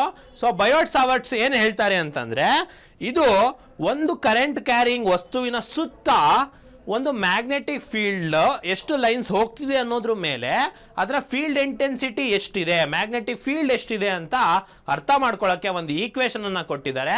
ಆ ಈಕ್ವೇಷನ್ ಅನ್ನು ಬಯೋಟ್ ಸಾವರ್ಟ್ಸ್ ಲಾ ಇಂದ ನಾವು ಬರೀಬೋದು. ಸೊ ನೋಡಿ, external magnetic field H magnetic field is equal to, ಇವ್ರೇನು ಮಾಡ್ತಾರೆ ಅಂದರೆ ನೋಡಿ, ಫಾರ್ ಎಕ್ಸಾಂಪಲ್ ನೀವು ಅನ್ನನ ಆಗಿದೆಯೋ ಇಲ್ಲೋ ಅಂತ ಚೆಕ್ ಮಾಡೋಕ್ಕೆ ಏನು ಮಾಡ್ತೀರಾ, ಒಂದೇ ಒಂದು ಅಗಲನ್ನ ತಗೊಂಡು ನೋಡ್ತೀರಾ ಅಲ್ವಾ. ಸೊ ಅದೇ ರೀತಿ ನಾವು ಮ್ಯಾಗ್ನೆಟಿಕ್ ಫೀಲ್ಡನ್ನು ಕ್ಯಾಲ್ಕುಲೇಷನ್ ಮಾಡ್ತಾ ಎಲ್ಲದದ್ದು ಕ್ಯಾಲ್ಕುಲೇಷನ್ ಮಾಡೋದು ಕಷ್ಟ ಆಗುತ್ತೆ. ಅದಕ್ಕೆ ನಾವೇನು ಮಾಡ್ತೀವಿ, ಒಂದು ಸಣ್ಣ ಪಾರ್ಟನ್ನು ತಗೊಂಡು ಈಗ ಒಂದು ವೈರ್ ಇದೆ ಅಂತ ಅನ್ಕೊಳ್ಳೋಣ, ಕರೆಂಟ್ ಕ್ಯಾರಿಂಗ್ ವೈರು. ಇಲ್ಲಿ ನೋಡ್ತಾ ಇರಿ ಚಿತ್ರ ನೋಡಿ, ಕರೆಂಟ್ ಕ್ಯಾರಿಂಗ್ ವೈರ್ ಇದೆ. ನಾನು ಇಡೀ ಕರೆಂಟ್ ಕ್ಯಾರಿಂಗ್ ವೈರ್ದು ನಾನು ಮ್ಯಾಗ್ನೆಟಿಕ್ ಫೀಲ್ಡ್ ಎಷ್ಟಿದೆ ಅಂತ ಕಂಡುಹಿಡಿಯೋಕ್ಕೆ ಕಷ್ಟ ಆಗ್ಬೋದು.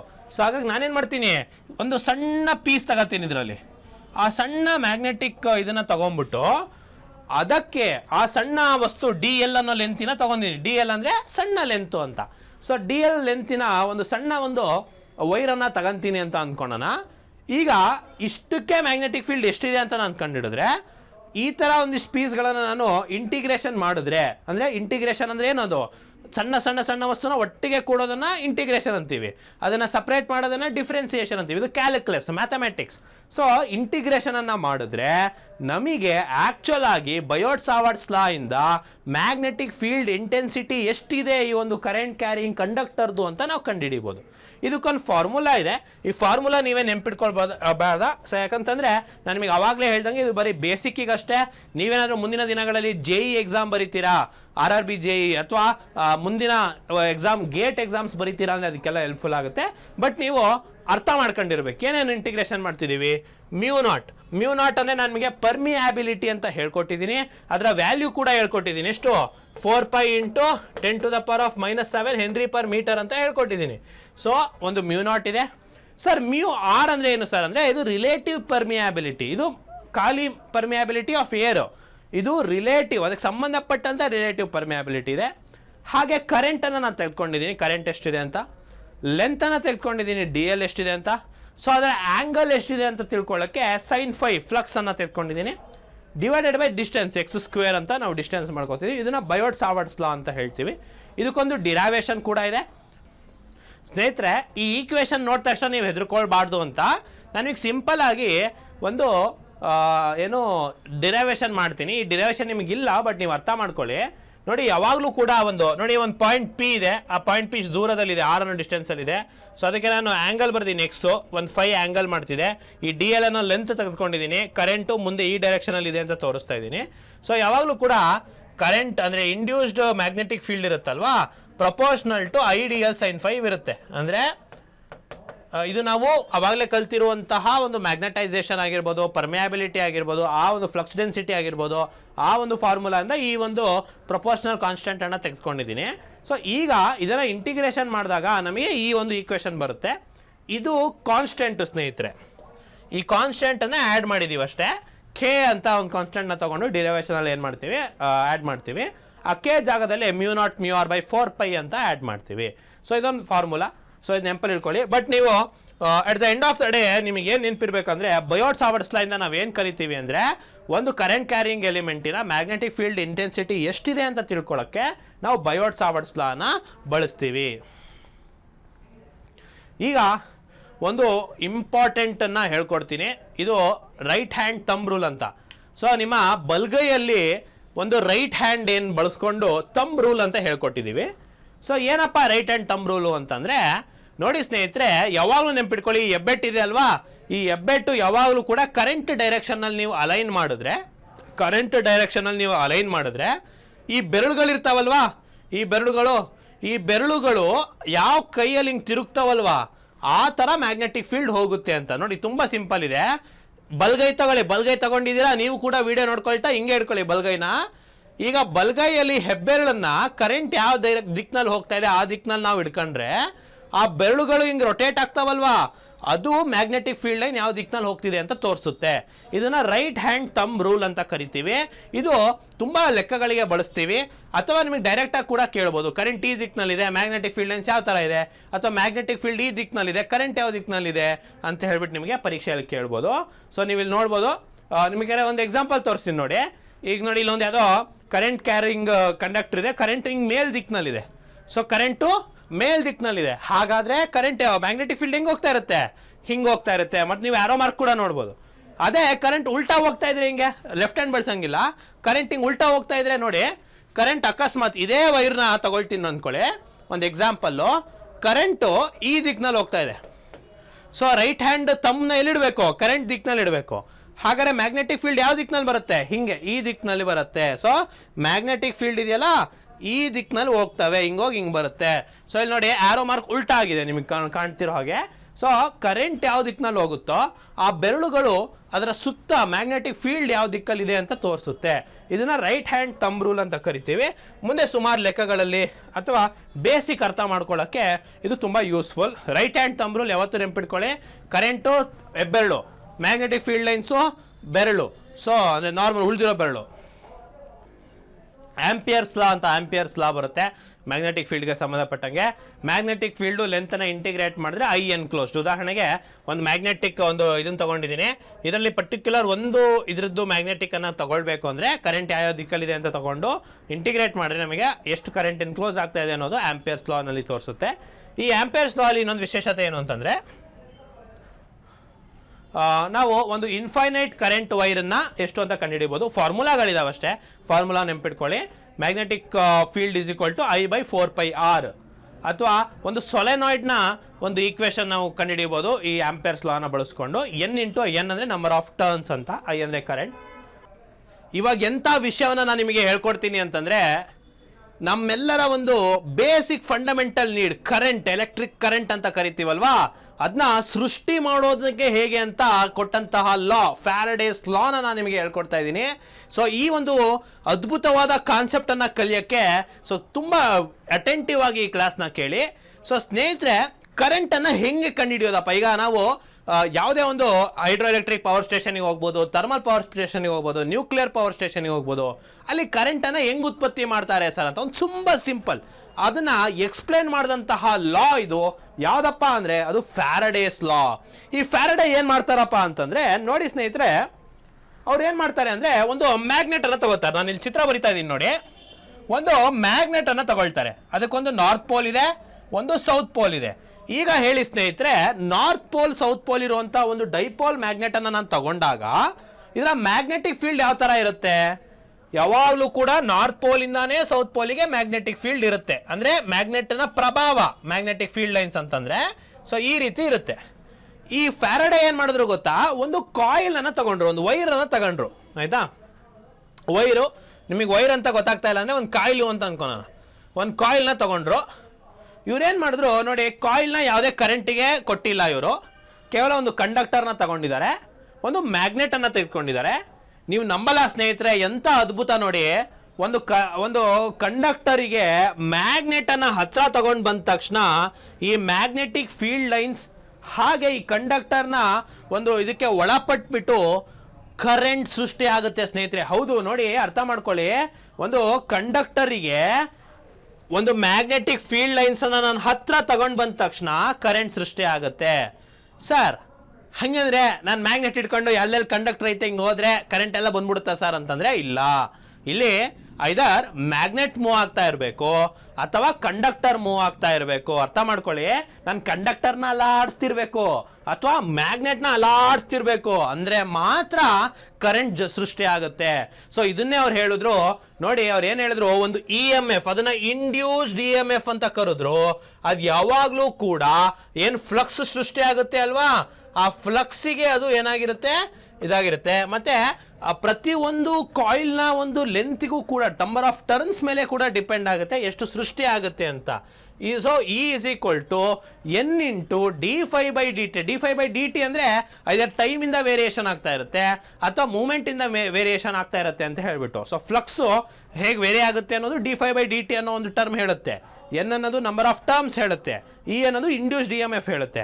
ಸೊ ಯಾವಾಗಲೂ ಕೂಡ EMF ಎಷ್ಟು ಸೃಷ್ಟಿ ಆಗುತ್ತೆ ಅಂತ ಕೇಳಿದ್ರೆ ಎಷ್ಟು ಟರ್ನ್ಸ್ ಇದೆ ಕಾಯಿಲ್ನಲ್ಲಿ, ಹಾಗೆ ಫ್ಲಕ್ಸ್ ಎಷ್ಟು ವೇರಿ ಆಗ್ತಿದೆ ಅನ್ನೋದ್ರ ಮೇಲೆ ಎಷ್ಟು ಕರೆಂಟ್ ಸೃಷ್ಟಿ ಆಗ್ತಿದೆ, ಎಷ್ಟು ವೋಲ್ಟೇಜ್ ಸೃಷ್ಟಿ ಆಗ್ತಾ ಇದೆ ಅನ್ನೋದನ್ನ ಈ ಒಂದು ಫ್ಯಾರಡೆ ಎಲ್ಲ ಎಕ್ಸ್ಪ್ಲೇನ್ ಮಾಡ್ತು. ಎಂತ ಅದ್ಭುತ ವಿಷಯ ಸ್ನೇಹಿತರೆ ಇದು. ಸೊ ಫ್ಯಾರಡೇಸ್ ಲಾ ಎಲ್ಲೆಲ್ಲಿ ಯೂಸ್ ಮಾಡ್ತೀವಿ ಸರ್ ಅಂತಂದ್ರೆ ನಾವು ಎಲ್ಲ ಕಡೆ ಇದನ್ನ ಯೂಸ್ ಮಾಡೋದು. ನೋಡಿ, ನೀವು ಯಾರಾದ್ರೂ ಜೋಗ ಹೋಗಿದ್ರೆ ಅಥವಾ ನೀವಲ್ಲಿ ಮಹಾತ್ಮ ಗಾಂಧಿ ಪವರ್ ಸ್ಟೇಷನ್ಗೆ ಹೋದ್ರೆ ಅಲ್ಲಿ ಏನ್ ಮಾಡಿರ್ತಾರೆ ಅಂದ್ರೆ ಆ ನೀರನ್ನ, ರಿಸರ್ವಾಯರ್ ನೀರನ್ನ ಏನ್ ಮಾಡಿರ್ತಾರೆ, ಪೆನ್ ಸ್ಟಾಕ್ಸ್ ಅಂತ ಹೇಳ್ಬಿಟ್ಟು ಪೈಪ್ಗಳಿಂದ ಟರ್ಬೈನ್, ದೊಡ್ಡ ದೊಡ್ಡ ಟರ್ಬೈನ್, ರೂಮ್ ಗಾತ್ರದ ಟರ್ಬೈನ್ಗಳಿಗೆ ಕೊಟ್ಟಿರ್ತಾರೆ. ಆ ಪೈಪ್ ಹೆಂಗಿರುತ್ತೆ ಗೊತ್ತಾ ಸ್ನೇಹಿತರೆ, ಪೆನ್ ಸ್ಟಾಕ್ಸ್ ಪೈಪು ಇಲ್ಲಿಂದ ಡ್ಯಾಮ್ ಅಲ್ಲಿ ಇಷ್ಟು ದೊಡ್ಡ ಪೈಪ್ ಇತ್ತು ಅಂದ್ರೆ ಹೋಗ್ತಾ ಹೋಗ್ತಾ ಅದರ ಡಯಾಮೀಟರ್ ಅನ್ನ ಕಮ್ಮಿ ಮಾಡ್ತಾ ಬರ್ತಾರೆ. ಸೊ ಅದು ಟರ್ಬೈನಿಗೆ ಬರುವಷ್ಟಾಗಿ ಗನ್ ತರ ಆಗಿರುತ್ತೆ. ಸೊ ಇಲ್ಲಿ ಜಾಸ್ತಿ ನೀರಿರುತ್ತೆ, ಬರ್ತಾ ಬರ್ತಾ ಬರ್ತಾ ಸ್ಪೀಡ್ ಆಗ್ಬಿಡುತ್ತೆ ನೀರು. ಎಷ್ಟು ಸ್ಪೀಡ್ ಆಗುತ್ತೆ ನೀರು ಅಂದ್ರೆ ಆ ದೊಡ್ಡ ರೂಮ್ ಗಾತ್ರದ ಟರ್ಬೈನ್ ಇತ್ತಲ್ವಾ, ಆ ಟರ್ಬೈನನ್ನೇ ತಿರುಗಿಸುತ್ತೆ. ಆ ಟರ್ಬೈನ್ನ ತಿರುಗಿಸೋದ್ರ ಜೊತೆಗೆ ಏನ್ ಮಾಡುತ್ತೆ ಗೊತ್ತಾ, ಐದಾರು ನೋಡಿ ನಾನು ನಿಮಗೆ ಹೇಳ್ದೆ, ಇಲ್ಲ ಮ್ಯಾಗ್ನೆಟ್ನಲ್ಲಿ ಆಡಿಸ್ಬೇಕು, ಇಲ್ಲ ಕಂಡಕ್ಟರ್ನಲ್ಲಿ ಆಡಿಸ್ಬೇಕು. ಸೊ ಅವ್ರು ಏನ್ ಮಾಡಿರ್ತಾರೆ, ಸ್ಟ್ರಾಂಗ್ ಎಲೆಕ್ಟ್ರೋ ಮ್ಯಾಗ್ನೆಟ್ ಅನ್ನ ಇಟ್ಟಿರ್ತಾರೆ. ಸ್ಟ್ರಾಂಗ್ ಎಲೆಕ್ಟ್ರೋ ಮ್ಯಾಗ್ನೆಟ್ ಅನ್ನ ಇಟ್ಟಿರ್ತಾರೆ. ಅಲ್ಲಿಗೆ ಕಂಡಕ್ಟರ್ ಅನ್ನ ಏನ್ ಮಾಡಿರ್ತಾರೆ, ಟರ್ಬೈನಿಗೆ ಲಿಂಕ್ ಕೊಟ್ಟಿರ್ತಾರೆ. ಸೊ ನಾನು ಈ ಸ್ಪೀಡಾಗಿ ಬರೋ ನೀರಿಂದ ಆ ಟರ್ಬೈನ್ ಅನ್ನ ತಿರುಗಿಸೋ ಮುಖಾಂತರ ಕಂಡಕ್ಟರ್ ಅನ್ನ ತಿರುಗಿಸ್ತಾ ಇದ್ದೀನಿ ಆ ಸ್ಟ್ರಾಂಗ್ ಎಲೆಕ್ಟ್ರೋ ಮ್ಯಾಗ್ನೆಟ್ ಅಲ್ಲಿ. ಸೊ ನಾನು ನಿಮಗೆ ಅವಾಗಲೇ ಹೇಳ್ಕೊಟ್ಟಿದ್ದೀನಿ, ಮ್ಯಾಗ್ನೆಟಿಕ್ ಫೀಲ್ಡ್ಗೆ ಒಳಗಾಗಿರುವಂತಹ ಕಂಡಕ್ಟರ್ ಅಲ್ಲಾಡ್ತಾ ಇದ್ರೆ ಅಥವಾ ಮ್ಯಾಗ್ನೆಟಿಕ್ ಫೀಲ್ಡ್ ತಿರುಗ್ತಾ ಇದ್ರೆ ಕರೆಂಟ್ ಸೃಷ್ಟಿ ಆಗುತ್ತೆ ಅಂತ ಹೇಳ್ಬಿಟ್ಟು. ಸೊ ಕರೆಂಟ್ ಸೃಷ್ಟಿ ಆಗುತ್ತೆ ನೋಡಿ. ಇಲ್ಲಿ ಏನಂದ್ರೆ ಟರ್ಬೈನ್ ತಿರುಗಿಸಿದ್ರೆ ಕರೆಂಟ್ ಸೃಷ್ಟಿ ಆಗುತ್ತೆ. ಸೊ ಹಾಗಾಗಿ ಐದರ್ ಹೈಡ್ರೋ ಎಲೆಕ್ಟ್ರಿಕ್ ಪವರ್ ಸ್ಟೇಷನ್ ಮಾಡಿ ಇದರಿಂದ ಪೆನ್ ಸ್ಟಾಕ್ಸ್ ನಿಂದ ಟರ್ಬೈನ್ ನೀರಿಂದ ತಿರುಗಿಸೋ ಮುಖಾಂತರ ವಾಟರ್ ಟರ್ಬೈನ್ ಅನ್ನು ನೀವು ಮಾಡ್ಬೋದು. ಓಕೆ, ಇದೇ ಟರ್ಬೈನ್ ಹೆಂಗೆ ತಿರುಗಿಸ್ಬೋದು ಹೇಳಿ. ಈಗ ಯೋಚನೆ ಮಾಡಿ, ನಾನೊಂದು ಕಲ್ಲಿದ್ಲು, ಆ ಕಲ್ಲಿದ್ಲನ್ನ ಸುಡೋ ಮುಖಾಂತರ ಅದರಿಂದ ಏನು ತಾಪ ಬರುತ್ತೆ ಅಥವಾ ಏನು ಆವಿ ಬರುತ್ತೆ, ನೀರನ್ನು ಆವಿ ಮಾಡಿಬಿಟ್ಟು ಆ ಸ್ಟೀಮ್ ಎಷ್ಟಿರುತ್ತೆ ಅಂದರೆ ಆ ಸ್ಟೀಮಿಂದ ಟರ್ಬೈನ್ ತಿರುಗಿಸ್ಬೋದಲ್ವಾ, ಅದನ್ನೇ ಸ್ಟೀಮ್ ಟರ್ಬೈನ್ ಅಂತೀವಿ. ಅದೇ ಅಕಸ್ಮಾತ್ ಗಾಳಿ ದುರ್ಗದ ಕಡೆ ಅಲ್ಲ, ದುರ್ಗ ಬಳ್ಳಾರಿ ಕಡೆ ತುಂಬಾ ಗಾಳಿ ಬೀಸ್ತಿರುತ್ತೆ ಅಂತ ಹೇಳ್ಬಿಟ್ಟು ವಿಂಡ್ ಟರ್ಬೈನ್ ಇಟ್ಟಿರ್ತಾರಲ್ವಾ, ಗಾಳಿ ಬಂದಾಗ ಚಕ್ರ ತಿರುಗುತ್ತೆ, ತಿರುಗಿದಾಗ ಟರ್ಬೈನ್ ತಿರುಗುತ್ತೆ, ಟರ್ಬೈನ್ ತಿರುಗಿದಾಗ ಮ್ಯಾಗ್ನೆಟಿಕ್ ಫೀಲ್ಡ್ ಹತ್ರದಲ್ಲಿ ಇತ್ತು ಅಂದ್ರೆ ಫ್ಯಾರಡೇಸ್ ಲಾ ಪ್ರಕಾರ ಕರೆಂಟ್ ಸೃಷ್ಟಿ ಆಗುತ್ತೆ. ಸೊ ನೋಡಿ, ವಿಂಡಿಂದನಾದ್ರೂ ಟರ್ಬೈನ್ ತಿರುಗಿಸ್ರಿ, ಗಾಳಿಯಿಂದ ತಿರುಗಿಸ್ರಿ, ಅಥವಾ ನೀರಿಂದನಾದ್ರೂ ತಿರುಗಿಸ್ರಿ, ಅಥವಾ ಕಲ್ಲಿದ್ಲನ್ನ ಸುಟ್ಟು ಅದರ ಹಾವಿಯಿಂದನಾದ್ರೂ ತಿರುಗಿಸ್ರಿ. ಬಟ್ ನೀವು ಯಾವಾಗ್ಲೂ ಟರ್ಬೈನ್ ತಿರುಗಿಸಿದಾಗ ಇಲ್ಲ ಕಂಡಕ್ಟರ್ ತಿರುಗಬೇಕು ಇಲ್ಲ ಮ್ಯಾಗ್ನೆಟ್ ತಿರುಗಬೇಕು, ಎರಡರಲ್ಲಿ ಯಾವುದೇ ಒಂದು ತಿರುಗಿದ್ರು ಏನ್ ಸೃಷ್ಟಿ ಆಗುತ್ತೆ, ಕರೆಂಟ್ ಸೃಷ್ಟಿ ಆಗುತ್ತೆ. ಇದನ್ನ ಹೇಳಿದ ಯಾವ ಲಾ, ಫ್ಯಾರಡೆ ಲಾ.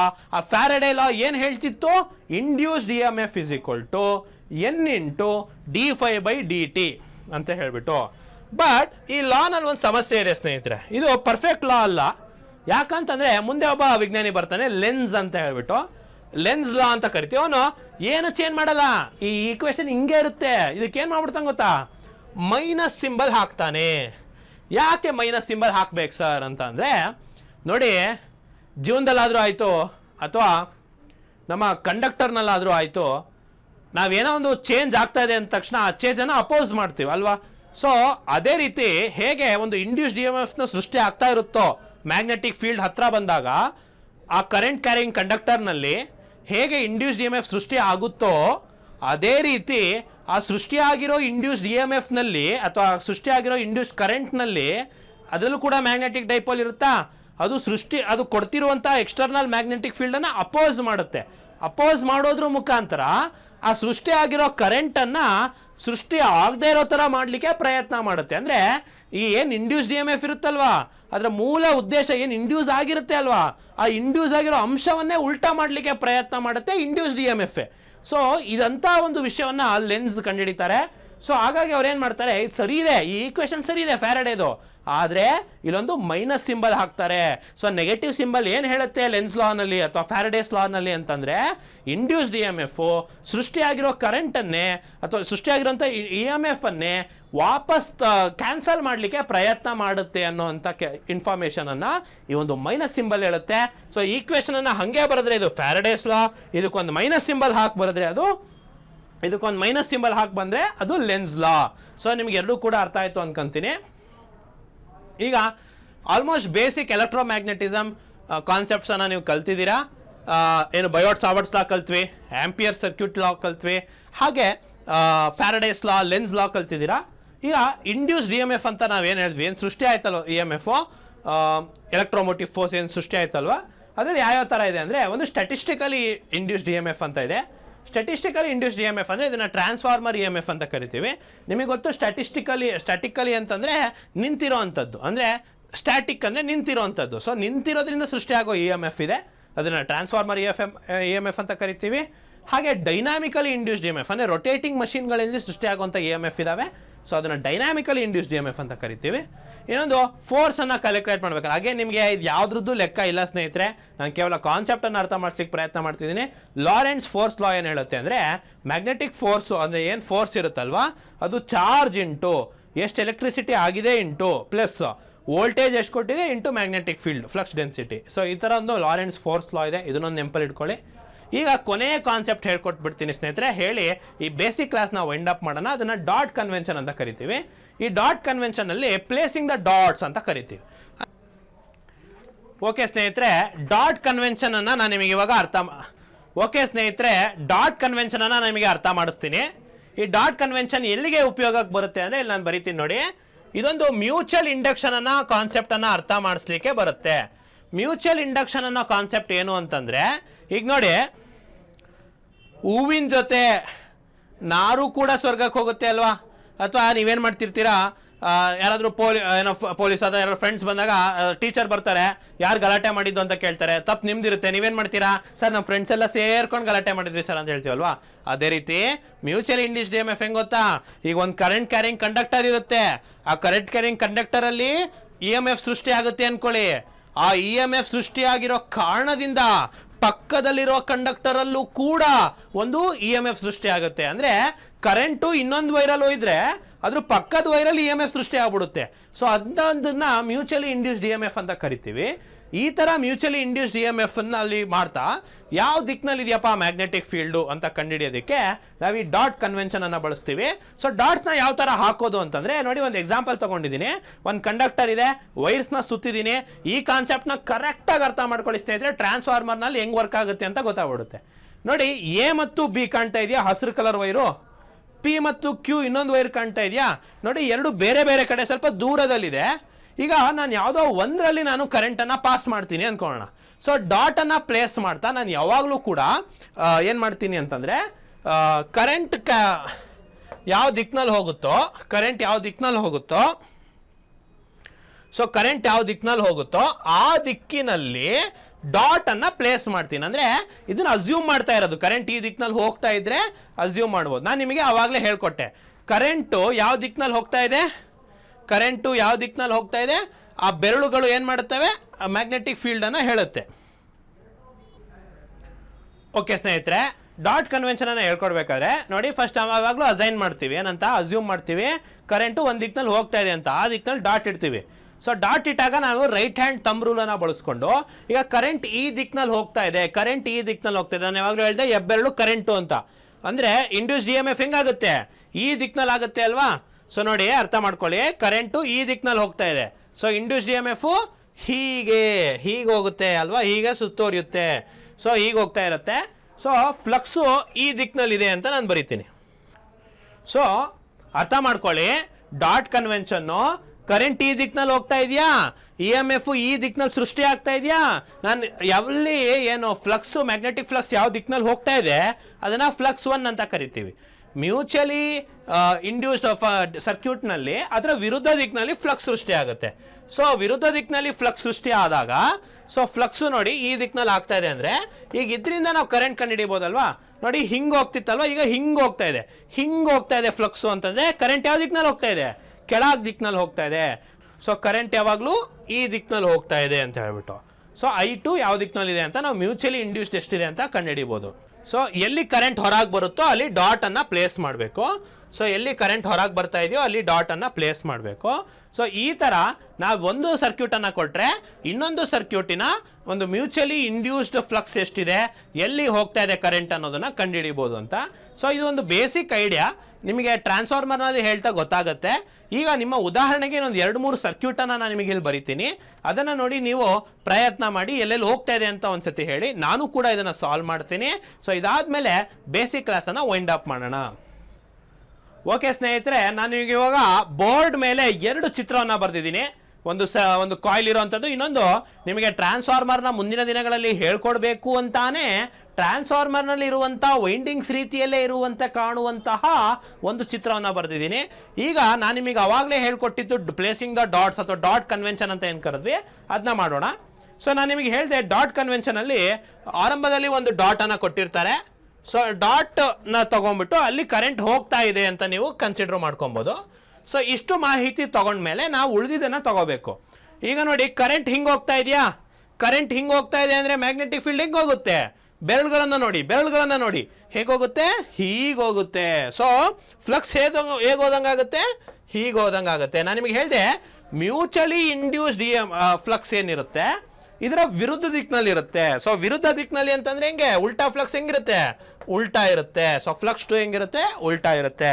ಸೊ ಉಲ್ಟಾ ಫ್ಲಕ್ಸ್ ಇದೆ ಅಂದರೆ ನೋಡಿ, ಫ್ಲಕ್ಸ್ ಹಿಂಗೆ ಉಲ್ಟಾ ಆಗ್ತಿದೆ ಅಂದರೆ, ಫ್ಲಕ್ಸ್ ಹಿಂಗೆ ಉಲ್ಟಾ ಆಗ್ತಾ ಇದೆ ಅಂದರೆ ಕರೆಂಟ್ ಹಿಂಗೆ ಹೋಗುತ್ತೆ, ಹೀಗೆ ಹೋಗುತ್ತೆ.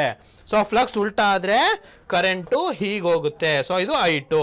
ಸೊ ಹಾಗಾಗಿ ಕರೆಂಟಿಗೆ ಹೋದ ತಕ್ಷಣ ಅಲ್ಲಿ ಎಲ್ಲಿ ಕರೆಂಟ್ ಹೊರಗೆ ಬರುತ್ತೋ ಅಲ್ಲಿ ಇನ್ನೊಂದು ಡಾಟನ್ನು ಇಡಬೇಕು. ಸೊ ಸ್ನೇಹಿತರೆ, ಇದೊಂದು ಗೊತ್ತಾಯ್ತು ಅಂದ್ಕೊತೀನಿ. ಈಗ ಇದೇ ಥರ ಕನ್ವೆನ್ಷನನ್ನು ಈ ಒಂದು ಟ್ರಾನ್ಸ್ಫಾರ್ಮರ್ ರೀತಿಯಲ್ಲಿರುವಂತಹ ಚಿತ್ರಕ್ಕೆ ಪ್ರಯತ್ನ ಮಾಡಿ. ಸೊ ನಾನು ಕೂಡ ನಿಮ್ಮ ಜೊತೆಗೆ ಪ್ರಯತ್ನವನ್ನು ಮಾಡ್ತೀನಿ. ಸೊ ಸ್ನೇಹಿತರೆ, ಟ್ರಾನ್ಸ್ಫಾರ್ಮರ್ನಲ್ಲಿ ಕರೆಂಟನ್ನು ಹೆಂಗೆ ಹೋಗುತ್ತೆ ಅಂತ ನಾನು ನಿಮಗೆ ಇವಾಗ ಹೇಳ್ಕೊಡ್ತೀನಿ. ನೋಡಿ, ಅಸ್ಯೂಮ್ ಮಾಡೋದಷ್ಟೇ, ಒಂದು ಡಾಟನ್ನು ಇಡೋದ್ರ ಮುಖಾಂತರ ನಾನಿಲ್ಲಿ ಏನು ಮಾಡ್ತೀನಿ, ಕರೆಂಟ್ ಹಿಂಗೆ ಹೋಗ್ತಾ ಇದೆ ಅಂತ ಹೇಳ್ಬಿಟ್ಟು ಹೇಳ್ಕೊಡ್ತೀನಿ. ಸೊ ನಾನು ನಿಮಗೆ ಹೇಳಿದೆ, ಕರೆಂಟ್ ಹೀಗೆ ಹೋಗ್ತಾ ಇದೆ ಅಂದರೆ ಫ್ಲಕ್ಸ್ ಹೇಗೆ ಜನ್ರೇಟ್ ಆಗ್ತಾ ಇದೆ, ಹೀಗೆ ಜನ್ರೇಟ್ ಆಗ್ತಾ ಇದೆ. ಸೊ ಇದರ ಫ್ಲಕ್ಸ್ ಹೇಗಿರುತ್ತೆ, ಫ್ಲಕ್ಸು ಹೀಗಿರುತ್ತೆ. ಸೊ ನಾನು ನಿಮಗೆ ಇನ್ನೊಂದು ಹೇಳ್ಕೊಟ್ಟಿದ್ದೀನಿ, ಈ ಫ್ಲಕ್ಸು ಈ ದಿಕ್ಕಿನಲ್ಲಿದೆ ಅಂದರೆ ಈ ಫ್ಲಕ್ಸು ವಿರುದ್ಧ ದಿಕ್ಕಿನಲ್ಲಿರುತ್ತೆ. ಸೊ ಈ ಫ್ಲಕ್ಸು ವಿರುದ್ಧ ದಿಕ್ಕಿನಲ್ಲಿದೆ ಅಂದರೆ ನೋಡಿ, ಫ್ಲಕ್ಸು ಇಲ್ಲಿ ನೋಡಿ ಹಿಂಗೆ ಹೋಗ್ತಿದ್ರೆ ಹಿಂಗೆ ಜನ್ರೇಟ್ ಆಗ್ತಾ ಇತ್ತು, ಇಲ್ಲಿ ಹಿಂಗೆ ಹೋಗ್ತಿರೋದ್ರಿಂದ ಹಿಂಗೆ ಜನ್ರೇಟ್ ಆಗುತ್ತೆ. ಸೊ ಕರೆಂಟು ಹಿಂಗೆ ಉಲ್ಟಾ ಬರುತ್ತೆ. ಸೊ ಕರೆಂಟು ಉಲ್ಟಾ ಬರುತ್ತೆ. ಎಲ್ಲಿ ಕರೆಂಟ್ ಹೊರಗೆ ಹೋಗುತ್ತೋ ಅಲ್ಲಿ ಡಾಟ್ ಇಡಬೇಕು ಅಂತ ಹೇಳಿದೆ. ಸೊ ನೋಡಿ, ನಮಗೆ ನೋಡಿ ಎಂಥ ಅದ್ಭುತ ಅಲ್ವಾ ಸ್ನೇಹಿತರೆ ಡಾಟ್ ಕನ್ವೆನ್ಷನ್ನು. ಒಂದನ್ನು ನಾವು ಅಸ್ಯೂಮ್ ಮಾಡೋದ್ರ ಮುಖಾಂತರ ಇನ್ನೊಂದು ಕಾಯಿಲ್ನಲ್ಲಿ, ಅಂದರೆ ಮ್ಯೂಚುವಲಿ ಇಂಡ್ಯೂಸ್ಡ್ ಏನಾಗ್ತಿದೆಯಲ್ಲ ಕಾಯಿಲ್ನಲ್ಲಿ, ಆ ಕಾಯಿಲ್ನಲ್ಲಿ ಕರೆಂಟ್ ಯಾವ ದಿಕ್ಕಿನಲ್ಲಿದೆ, ಆ ಕಾಯಿಲ್ನಲ್ಲಿ ಫ್ಲಕ್ಸ್ ಯಾವ ದಿಕ್ಕದಲ್ಲಿದೆ ಅಂತ ಕಂಡುಹಿಡಿಬೋದು. ಸೊ ಈ ಒಂದು ಕಾನ್ಸೆಪ್ಟ್ ನೀವು ಕರೆಕ್ಟಾಗಿ ಅರ್ಥ ಮಾಡ್ಕೊಂಡ್ರೆ ಟ್ರಾನ್ಸ್ಫಾರ್ಮರ್ನಲ್ಲಿ ಯಾವ ರೀತಿ ಕರೆಂಟು ವೋಲ್ಟೇಜು ಸೃಷ್ಟಿ ಆಗುತ್ತೆ, ಫ್ಲಕ್ಸು ಯಾವ ದಿಕ್ಕಿನಲ್ಲಿದೆ ಅನ್ನೋದನ್ನ ಕಂಡುಹಿಡಿಬೋದು. ಇದನ್ನ ಡಾಟ್ ಕನ್ವೆನ್ಷನ್ ಅಂತ ಕರಿತೀವಿ ಸ್ನೇಹಿತರೆ. ಸೊ ಇದು ಅರ್ಥ ಮಾಡ್ಕೊಂಡಿಲ್ಲ ಅಂದ್ರೂ ಕೂಡ ನಾನು ಮತ್ತೆ ವರ್ಕಿಂಗ್ ಅನ್ನ ಹೇಳ್ಕೊಡ್ತಾ ಇದನ್ನ ಇನ್ನೊಮ್ಮೆ ಹೇಳ್ಕೊಡ್ತೀನಿ ಸ್ನೇಹಿತರೆ. ಸೊ ಇಲ್ಲಿ ತನಕ ನಾವೇನು ಕಲ್ತಿದ್ದೀವಿ ಇದೊಂದು ಬೇಸಿಕ್ ಕ್ಲಾಸ್ ಆಗಿತ್ತು. ಸೊ ನಾವು ಫ್ಲಕ್ಸ್ನ ಯಾವ ಥರ ಕಂಡುಹಿಡಿಯೋದು ಪ್ರತಿಯೊಂದನ್ನು ಕೂಡ ಹೇಳ್ಕೊಟ್ಟಿದ್ದೀನಿ. ಇನ್ನೊಂದು ಪಾಯಿಂಟ್ ನೀವು ಬೇಕಾದ್ರೆ ನೋಟ್ ಡೌನ್ ಮಾಡ್ಕೊಳ್ಳಿ, ಏನು ಅಂತಂದರೆ ಫ್ಲಕ್ಸ್ ಯಾವಾಗಲೂ ಕೂಡ ಕ್ಲೋಸ್ಡ್ ಪಾತಲ್ಲಿ ಹೋಗುತ್ತೆ. ಸೊ ಇದನ್ನೊಂದು ಅರ್ಥ ಮಾಡ್ಕೊಂಬಿಡಿ. ಇಲ್ಲಿ ಫ್ಲಕ್ಸ್ ಹಿಂಗೆ ಹೋಗುತ್ತೆ ಅನ್ನಲ್ಲ, ಹಿಂಗಷ್ಟೇ ಹೋಗಲ್ಲ, ಹಿಂಗೆ ಹೋಗಿ ಒಂದು ಪಾತನ್ನು ಕಂಪ್ಲೀಟ್ ಮಾಡುತ್ತೆ. ಇಲ್ಲಿ ಕೂಡ ಅಷ್ಟೇ, ಫ್ಲಕ್ಸ್ ಬರೀ ಹಿಂಗೆ ಹೋಗಲ್ಲ, ಹಿಂಗೆ ಹೋಗಿ ಹಿಂಗ್ ಪಾತನ ಕಂಪ್ಲೀಟ್ ಮಾಡುತ್ತೆ. ಅದನ್ನೊಂದು ತಿಳ್ಕೊಳ್ಳಿ. Magnetic flux always goes in the loop ಅಂತ ಹೇಳ್ಬಿಟ್ಟು ಅರ್ಥ ಮಾಡ್ಕೊಳ್ಳಿ. ಸೊ ಇಷ್ಟನ್ನ ಹೇಳ್ತಾ ನಾನು ನಿಮಗೆ 2 ಕ್ಲಾಸ್ನಲ್ಲಿ ಒಂದು ಎಲ್ಲ ಬೇಸಿಕ್ ಲಾಸ್ ಪ್ರೀ ರಿಕ್ವಿಸಿಟ್ ಏನಿತ್ತು ಟ್ರಾನ್ಸ್ಫಾರ್ಮರ್ನ ಕಲಿಯೋಕ್ಕೆ ಪ್ರತಿಯೊಂದನ್ನು ಕೂಡ ಹೇಳ್ಕೊಟ್ಟಿದ್ದೀನಿ.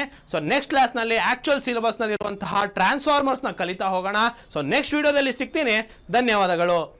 ಹಾಯ್ ಫ್ರೆಂಡ್ಸ್, ನಿಮಗೆ ಈ ಕಂಟೆಂಟ್ ಇಷ್ಟ ಆಯ್ತಾ? ಹಾಗಾದ್ರೆ ಫುಲ್ ಕೋರ್ಸಿಗಾಗಿ ಅಚೀವರ್ಸ್ ಕೋಚಿಂಗ್ ಸೆಂಟರ್ಗೆ ವಿಸಿಟ್ ಮಾಡಿ ಆನ್ಲೈನ್ ಅಥವಾ ಆಫ್ಲೈನ್ ಕ್ಲಾಸಸ್ನ ತೆಗೆದುಕೊಳ್ಳಿ. ಈ ಸಂಕ್ರಾಂತಿ ಆಫರ್ನೇ ಪಡೆದುಕೊಳ್ಳಿ. 10% ಡಿಸ್ಕೌಂಟ್ ಅನ್ನು ನೀಡಲಾಗ್ತಾ ಇದೆ. ಹೆಚ್ಚಿನ ಮಾಹಿತಿಗಾಗಿ ಸ್ಕ್ರೀನ್ ಮೇಲೆ ಕಾಣ್ತಿರೋ ನಂಬರ್ಗೆ ಸಂಪರ್ಕಿಸಿ.